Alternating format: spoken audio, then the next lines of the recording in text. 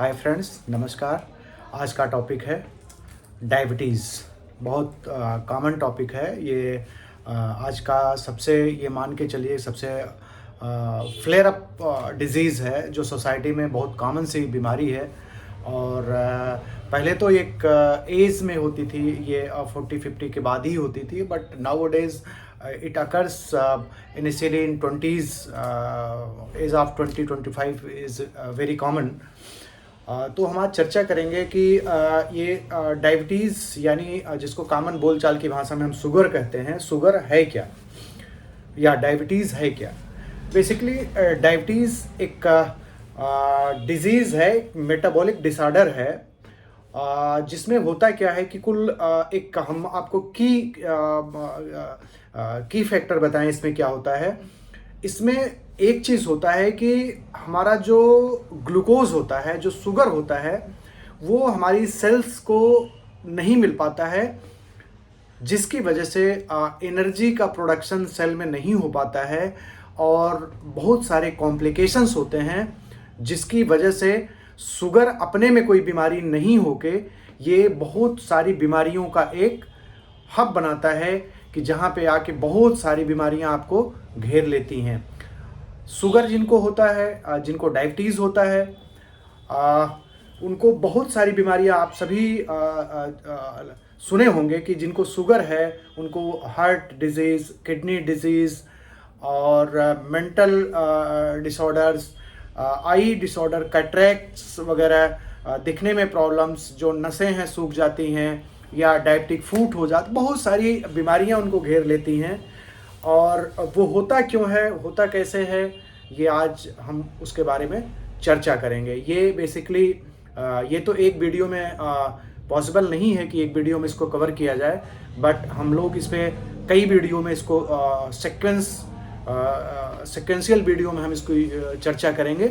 और अगर कोई इसमें क्वेश्चन होता है तो आप लोग, आपका जो क्वेरी होती है उसको आपका इनबॉक्स में आप जो डालेंगे उसका आपको रिप्लाई मिलेगा। और मैं ये समझता हूँ कि इस वीडियो से आपको बहुत हेल्प मिलेगी डायबिटीज़ के बारे में समझने के लिए। डायबिटीज़ है क्या, अगर आप किसी बीमारी को थारोली समझ लेते हैं कि कैसे डेवलप होती है, तो जाहिर सी बात है उससे आप बच भी सकते हैं। अगर आपको हो गई है तो उसको हम ठीक ठाक से मैनेज कर सकते हैं, कंट्रोल कर सकते हैं।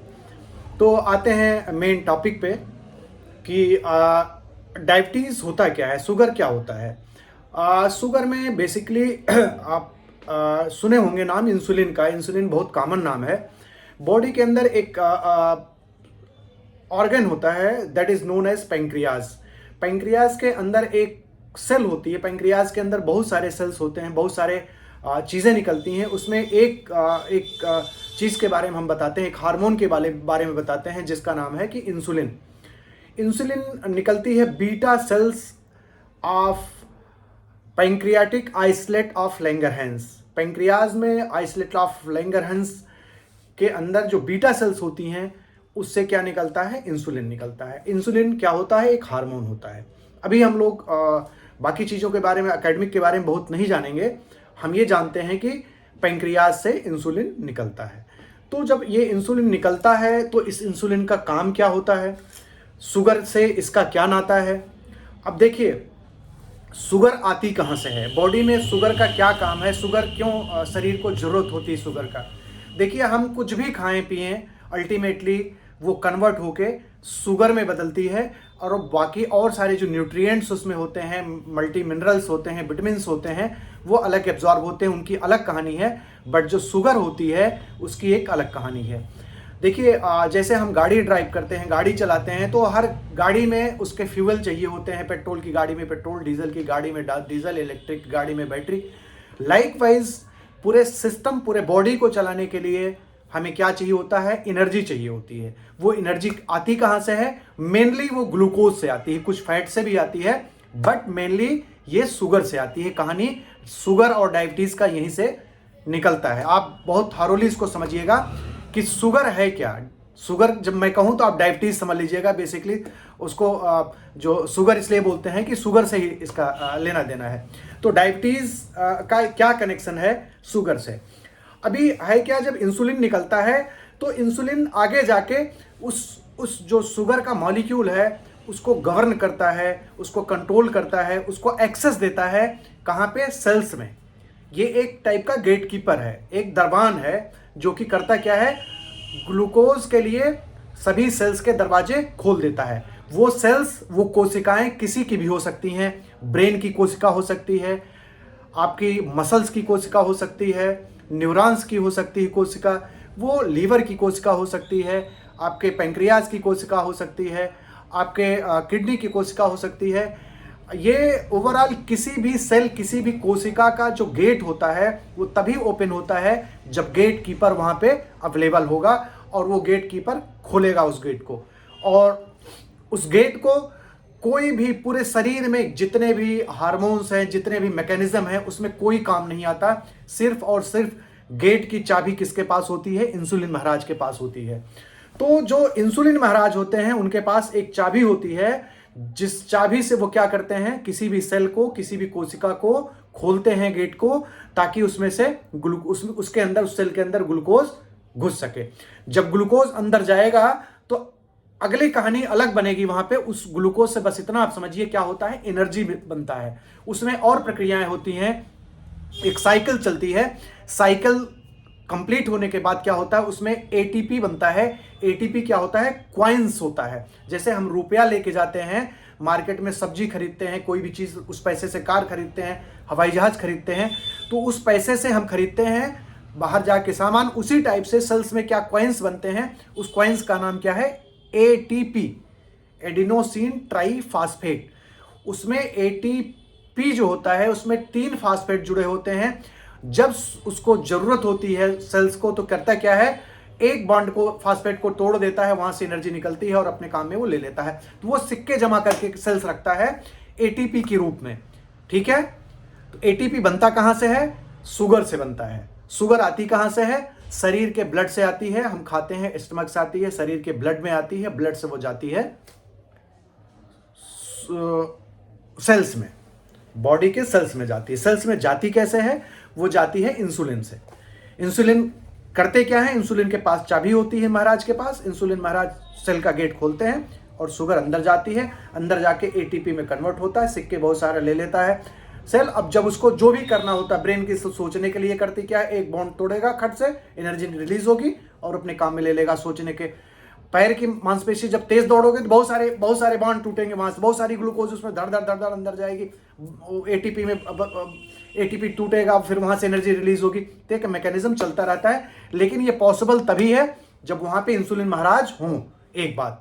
और इंसुलिन महाराज अगर हैं, कई बार वो चाबी भूल गए, तो इंसुलिन महाराज तो खड़े हैं गेट पे, उनके पास चाबी ही नहीं है, तो फिर भाई गेट तो नहीं खुल पाएगा। वो तभी खुलेगा जब इंसुलिन महाराज चाबी लगाएंगे और खुलेगा उनसे गेट। तो चाबी खो गई कई बार उनके पास। तो अब मैकेनिज्म समझिए, मेन टॉपिक पे आते हैं। अभी यहाँ 2 चीजें हैं। एक बात तो तब होती है कि इंसुलिन बने ही ना हमारे पैंक्रियाज में, जो जनरली टाइप 1 डायबिटीज में होता है। जनरली उसको क्या बोलते हैं? Diabetes insipidus. जनरली ये जुवेनाइल डायबिटीज इसको बोलते हैं, यंगस्टर्स में, बच्चों में ज्यादा होती है। That's why this is a type 1 diabetes इसको कहते हैं। ठीक है, DM1 diabetes mellitus, sorry diabetes insipidus इसको बोलते हैं। तो ये जुवेनाइल डायबिटीज होता है। इसमें होता क्या है कि एक ऑटो इम्यून डिजीज होता है, जिसमें बीटा सेल्स जो होती हैं, पैंक्रियाटिक आइसलेट ऑफ लैंगरहैंस की जो बीटा सेल्स होती हैं वो डिस्ट्रॉय हो जाती हैं, और डिस्ट्रॉय होने की वजह से हमारा इंसुलिन महाराज निकल ही नहीं पाते। जब इंसुलिन महाराज ही नहीं है तो गेट खुलेगा कैसे? शुगर है, वहां पे आके खड़ा है, टकरा रहा है, डिमांड भी है, बट सप्लाई नहीं हो सकता। शुगर महाराज नहीं है, वहां इंसुलिन महाराज नहीं है। अच्छा, ये तो टाइप 1 हो गया आपका डायबिटीज। ठीक है, डायबिटीज इंसिपिडस। अब क्या हो गया? ठीक है, इंसुलिन महाराज हैं, pancreatic beta cells, pancreatic beta cells insulin खूब सेक्रेट कर रही है, बहुत सारे। चलो ठीक है, हर सेल पे खड़े हैं इंसुलिन महाराज। चाबी खो गई है। चाबी खो कैसे गई है कि जो इंसुलिन होते हैं महाराज जी, इंसुलिन महाराज जी करते क्या हैं, जब जाएंगे उस सेल पे एक रिसेप्टर होता है, उस सेल के रिसेप्टर पे अटैच होंगे तो यहाँ पे जो टनल होगा ग्लूकोज के जाने के लिए खट से वो खुल जाएगा। तो होता क्या है कि टाइप 2 डायबिटीज में इस जगह का जो रिसेप्टर होता है वो खराब हो जाता है। तो इंसुलिन महाराज आए तो यहाँ पे, बट कोई रिसेप्टर नहीं है जो अटैच उनको कर सके सेल पे। जब सेल पे अटैच नहीं हो पाएंगे तो ये गेट खुलेगा नहीं, जब गेट खुलेगा नहीं तो उसमें शुगर अंदर जा नहीं पाएगी। फिर वही मैकेनिज्म हो गई, शुगर भी है, हमारे पास प्रोडक्शन भी है, डिमांड भी है, बट वो सप्लाई नहीं हो पा रही है। तो हमारे पास अभी क्या कंक्लूजन निकला? कंक्लूजन ये निकला हमारे पास 2 टाइप के डायबिटीज है। डायबिटीज एक तो हो गया डायबिटीज इंसिपिडस, एक हो गया डायबिटीज मेलाइटस। तो जो 90% या 95% जो डायबिटीज है, जो जनरली जो एडल्ट्स में होता है, उसको कहते हैं डायबिटीज मेलाइटस, डीएम। तो डायबिटीज मेलाइटस में 90 से 95% यही बीमारी होती है। अगर ये बीमारी है तो जाहिर सी बात है कि इसमें इंसुलिन तो प्रॉपर्ली सिक्रीट होता है, थोड़ा कम भी हो सकता है, सिक्रीट होता है इंसुलिन लंगरहैंस बीटा सेल्स जो होती है वो निकालती है। इंसुलिन महाराज खूब इसमें होते हैं बहुतायत में। लेकिन दिक्कत क्या होती है, वहां पे जो चाबी होती है उनके पास, वो चाबी ही नहीं है, मतलब रिसेप्टर ही नहीं है वहां पे। जब रिसेप्टर नहीं तब भी गेट नहीं खुल पाएगा। तो अब हमारी बात यहाँ पर आ गई कि 2 टाइप के डायबिटीज हो गए, मतलब शुगर की बीमारी जनरली, वैसे तो और सब टाइप है उसमें आप मत घुसिए, 2 टाइप की मानिए। एक तो ज्यादातर जुवेनाइल होती है जो बच्चों में कॉमन होती है, एक एडल्ट्स में कॉमन होती है। जो एडल्ट्स में कॉमन होती है जनरली उसमें क्या होता है, रिसेप्टर नहीं होता, और जो बच्चों में जनरली होता है उसमें क्या होता है, बीटा सेल्स इंसुलिन को सिक्रेट ही नहीं करती। जब सिक्रेट ही नहीं करती तो जाहिर सी बात है उसमें इंसुलिन आप लगाएंगे, उसमें रिसेप्टर काम कर रहे हैं, उसमें चाबी है, जहां आप इंसुलिन महाराज पहुंचे चाबी ऑलरेडी है, चाबी उठाया, खट से दरवाजा खोल दिया। तो ये टाइप 1 में क्या होता है, हमें इंसुलिन देना पड़ता है, लाइफ लॉन्ग देना पड़ता है, कोई इसमें एक्सक्यूज है ही नहीं। जब इंसुलिन जाएगा, चाबी ऑलरेडी वहां पे है, वो खुल गया। टाइप 2 में क्या है, टाइप 2 में चाबी ही नहीं है, चाबी नहीं है टाइप 2 में, इंसुलिन तो प्रॉपर्ली सिक्रीट होता है जनरली। अब चाबी क्यों गायब हो गई, रिसेप्टर खराब क्यों होते हैं? रिसेप्टर खराब होने की मैं वजह आपको बता दूं। देखिए, एक बहुत बड़ी बात है, एक साइंटिस्ट थे लेमार्क ने एक थ्योरी दिया था कि हम किसी भी अंग को, किसी भी आयरगन को जितना यूज करेंगे, जैसे ही जितना यूज करेंगे उसी हिसाब से उसका डेवलपमेंट होता, नहीं यूज करेंगे वो धीरे धीरे करके रिसीड कर जाएगा। अब कहानी यहाँ पे क्या है, आप लोगों ने भी ये बात सुनी है कि जो लोग बैठे रहते हैं, जिनकी life style sedentary life style होती है, जिनका बैठने का काम है, जो एक्सरसाइज नहीं करते हैं, जो भागते नहीं हैं, खाना खा लिया और बैठ गए, तो उनमें क्या होता है, डायबिटीज ज्यादातर उन्हीं लोगों में होता है, अगर जेनेटिकल नहीं है तो ऐसा होता क्यों है? होता यूं है कि आप बैठे हैं, खाना खा लिया, खूब कैलोरी ले लिया, और धीरे धीरे धीरे धीरे आप इंसुलिन अंदर सिक्रीट हो रहा है, धीरे धीरे आपके ग्लूकोज की जरूरत जो हो रही सेल्स में जा रही है। तो बॉडी को ये मैसेज जाता है कि भाई इस शरीर को, जो ये शरीर है, इसको ज्यादा जरूरत नहीं होती ग्लूकोज की, ये खामखाई का ये रिसेप्टर, ये चाबी फूबी इनसे हटाओ सारे रिसेप्टर यहाँ से। तो होता क्या है, धीरे धीरे धीरे धीरे वो रिसेप्टर जो है वहां पे खराब होने लगते हैं। हटाओ सारे रिसेप्टर यहाँ से, अननेसेसरी चीजें नहीं रखते, इनको जरूरत नहीं है इस बॉडी को, ये तो खाता है, खा के बैठा रहता है, इसको तो जरूरत ही नहीं है इस चीज की। तो कहानी क्या है, कहानी ये है कि जो लोग खाना खाते हैं, खूब बढ़िया एनर्जी लेते हैं, मालपुआ मलाई रबड़ी दूध पी के अपना बैठ जाते हैं, बैठने के बाद क्या होता है, काम करते हैं, फिर सो जाते हैं, एक्सरसाइज नहीं करते, तो उनका सिस्टम ऐसा बन जाता है कि उनके रिसेप्टर्स खराब होने लगते हैं। जब रिसेप्टर्स खराब होने लगते हैं, मतलब चाबी वहां से गायब होने लगी। इंसुलिन तो है वहां पे, इंसुलिन महाराज तो है, लेकिन चाबी गायब होने लगी। पहले 50 चाबी एक सेल को चाहिए खुलने के लिए, 50 गेट से जा रही है, अभी क्या है, धीरे धीरे उसने कम कर दिया, कहा नहीं 50 की जरूरत ही नहीं है मेरे को, 25 कर दो, 10 कर दो, 20 कर दो, ये कर दो, 0 कर दो। लास्ट में क्या होता है, धीरे धीरे धीरे धीरे बढ़ता फुल फ्लेज्ड हो जाता है। इसीलिए हम कहते हैं कि एक्सरसाइज, अगर एक्सरसाइज आप इनिशियली शुरू कर देते हैं, डाइट मैनेजमेंट शुरू कर देते हैं, तो होता क्या है कि आपकी डायबिटीज प्रोलॉन्ग्ड हो जाती है, डायबिटीज का ऑनसेट प्रोलॉन्ग्ड हो जाता है, मतलब डायबिटीज की जो शुरुआत होती है उसमें खिंचाव हो जाता है, वो बहुत लंबा समय तक आप नॉन डायबिटिक रह पाते हैं। तो कहानी यहां तक पहुंची कि डायबिटीज या शुगर की बीमारी जनरली 2 टाइप की होती है।